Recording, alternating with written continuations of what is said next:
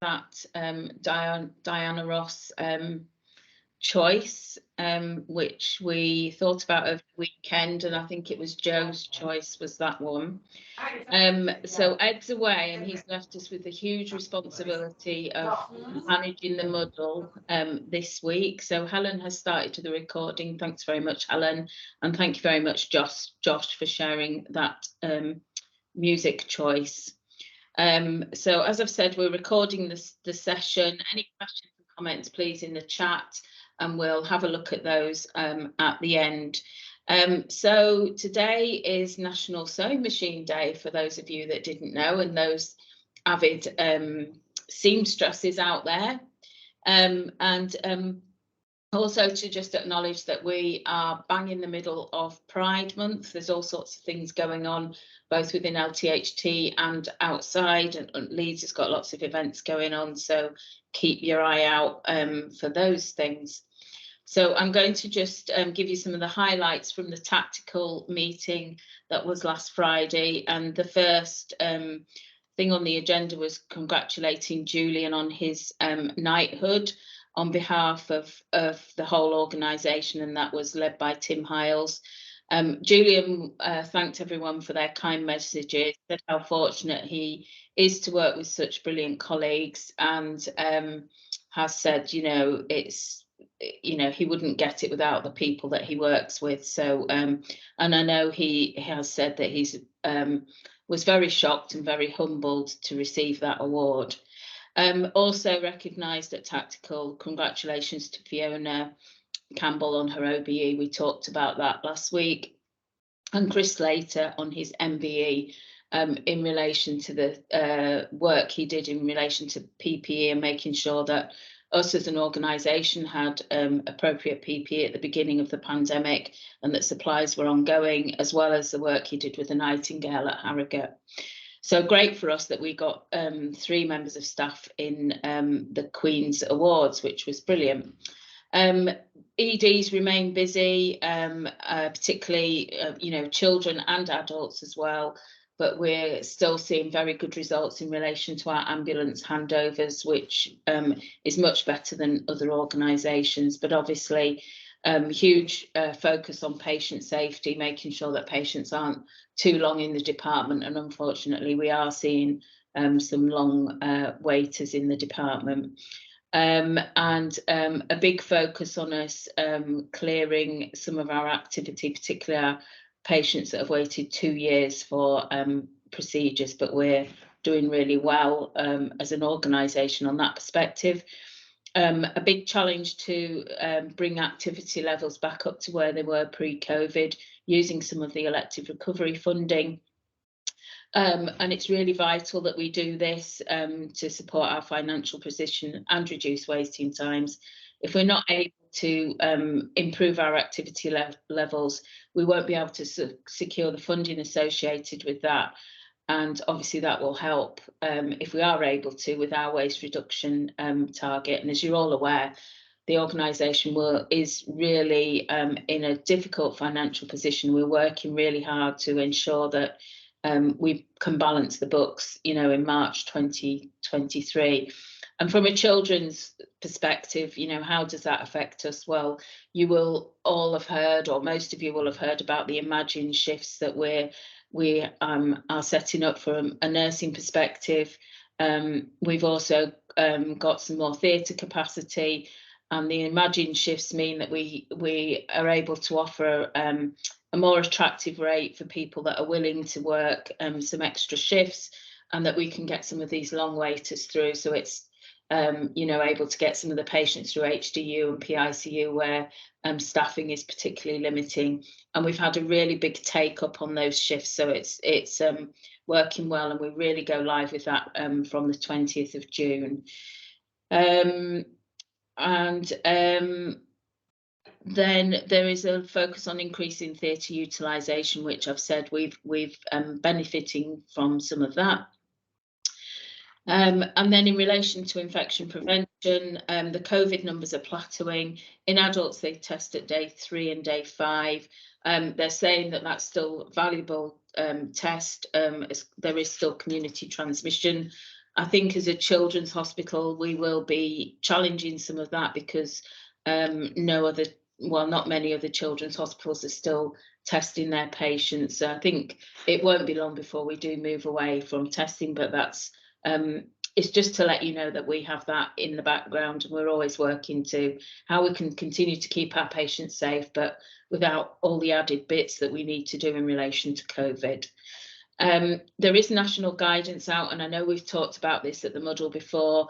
We're waiting for a steer from the organisation and from the IPC team as to what that means for us. I do know from Gillian Hodgson that we will be required to follow the national guidance, but they're just working through that at the moment and what that means for us, and so that there's clear guidance out for us. So watch this space, and they expect that we'll hear about that in the next 2 weeks. And then in relation to bronze last week, we talked about swabbing of parents and volunteers and their work experience, people being able to return to the children's hospital. So at the moment we have 2 SOPs that we need to finalise and present through to operational IPC. So that work is ongoing. And then in relation to operational pressures, instead of talking about what we usually talk about, which is the challenge of patients coming through the CAT unit and also PICU and HDU, thought it'd be useful, and I know we've mentioned it here before, to just mention our CAMS patients who, from a multidisciplinary team perspective, are incredibly challenged, spend a long time in our hospital, and we have as many as 10 to 12 at any one time. I think we're down at about 5 at the moment, but here for a really long time, often waiting for placement elsewhere, and provide some incredible challenges to both our nursing medical teams and the AHPs as well. And the way they behave sometimes affects the whole team working on the ward, from pharmacy, facilities, security, and all those people that help and support us. So just a reminder to everybody that, we're still seeing a significant number of these young people that require our care, and the challenges and the pressures that puts on our staff on a daily basis. So I'm going to hand over to Colin now to update on the financial position. So hi all, for those of you who I haven't met, I'm Colin Holton, I'm the Clinical Director for Leeds Children's Hospital, and as Celia's already outlined, things are really busy and challenging and things at the moment, and in line with that also is the financial challenge. We were in a green position, so the trust rate each clinical service unit either red, amber or green, to the point of view of whether or not they're in a good position for the finances. We have moved from a green position to amber. That's mainly because of increased pharmacy costs that we've had, and we're looking more at the detail of that, but it'll also be around the fact that we need to continue to drive and continue to engage with our waste reduction programme as well, to make sure that we stay on financial target. So I'm grateful for everyone's work around that, and we will continue to work with you as you look to reduce waste within your clinical areas, and as we continue to try and have a financial stable position within the Children's Hospital. The other bit of things I want to pick up in line with that is that there's around our waste reduction and quality improvement, there is an innovation club here within Leeds Teaching Hospital Trust, and they have an event on the 15th of June that I think is happening around lunchtime, if I'm right, on Wednesday. And they're looking at virtual reality and what that can mean for within healthcare. And they are wanting to have a discussion around it. So please, if that's something that you are engaged with or want to look at using within your clinical areas. I know we've had some virtual reality or augmented reality, as it's sometimes known, within surgery. So distraction for children undergoing surgery under local anaesthetic, using virtual reality and these headsets that can distract them in different areas. And we've had real success in that, and that might be one of the things that they talk about. There'll be guest speakers. They'll be discussing what they plan to see happen here within Leeds Teaching Hospital Trust moving forward. And if there is any interest in it, I'm going to post the email for you to be able to register your interest and there'll be a Q&A session at the end of it as well, and we can register your interest and attend on the 15th of June for all those that are interested in it. So Celia, I will hand back to you. I think you've got some success to share. Yes, I do have some success, so thank you. I don't think there's anybody on from the youth work team, so I'm going to, oh, is there? Matt, do you want to share the Duke of Edinburgh? I can see you there. Can you hear me? Yeah, I can hear you. Yeah, I can. What do you want to share the information that came through? Yeah, the success from the volunteering. Yeah. Yeah. So the do you want me to quickly just? Have I got a minute just to explain what Duke of Edinburgh Award is? Yeah, definitely. So it's so Leeds Teaching Hospitals, Leeds Children's Hospital, I guess, is registered as a Duke of Edinburgh Award site, which means that we can offer Duke of Edinburgh Award to young people within the hospital. So most schools and colleges also offer this to young people, but the reason why we're a registered site is because some of our young people might not be able to take part in the school offering.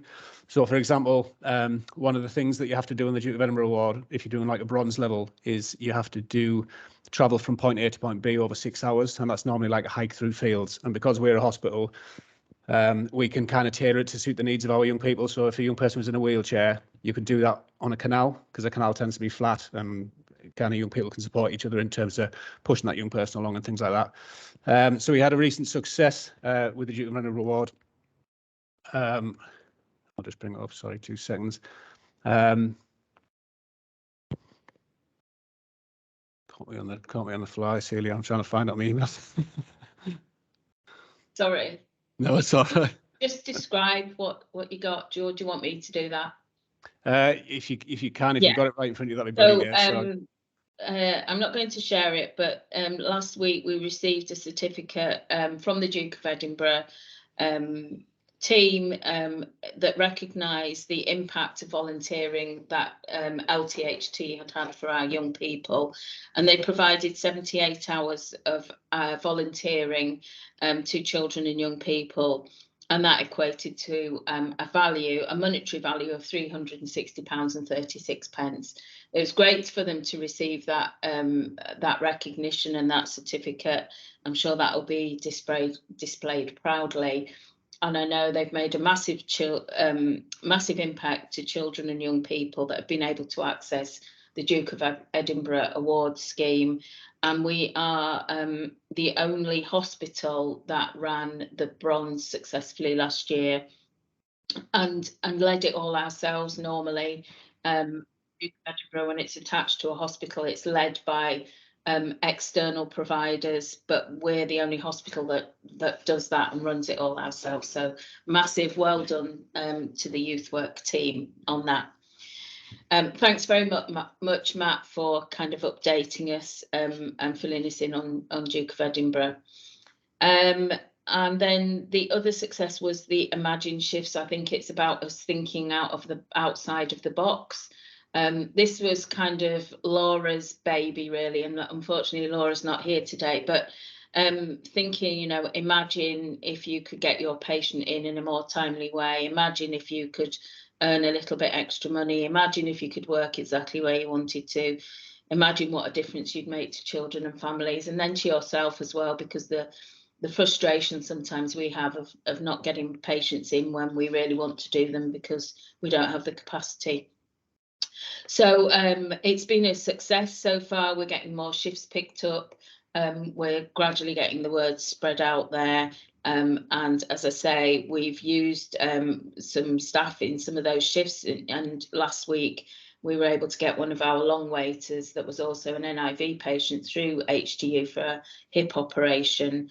And she would have been cancelled if we hadn't had people working the Imagine shift last week. So already we're seeing the impact of that, and more and more shifts being picked up, and we expect this to pick up pace. This is time limited, so we need to make sure that we make the most of it.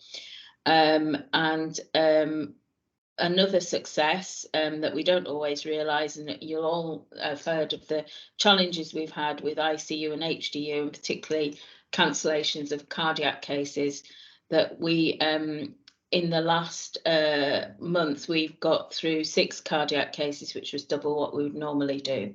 So we've done loads of work to ensure that we have access to critical care. So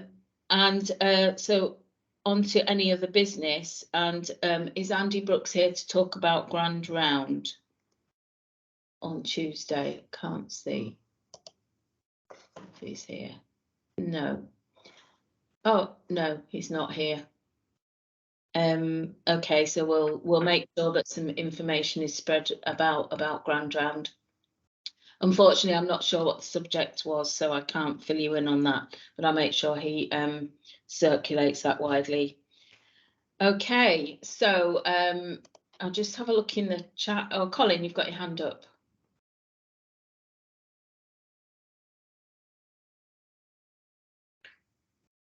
You're on mute, Colin. Schoolboy error, apologies.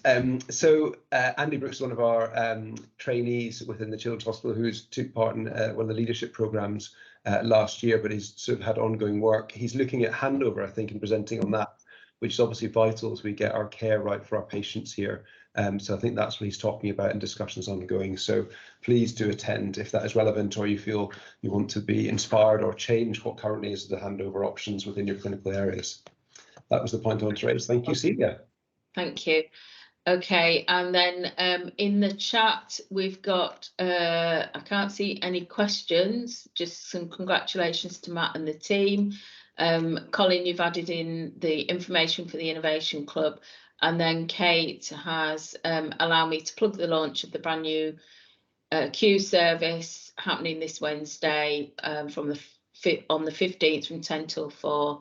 And there's a link below. So yes, that's really exciting, and people are beginning to get into post with for that service too. And Amy Sawyer, I can see you've got your hand up. Oh yes, sorry, Celia. I was just going to say, Donna had asked me to talk about the tissue viability device care plan today. I was just wondering if you had a moment for that. Yeah, we've got a couple of minutes.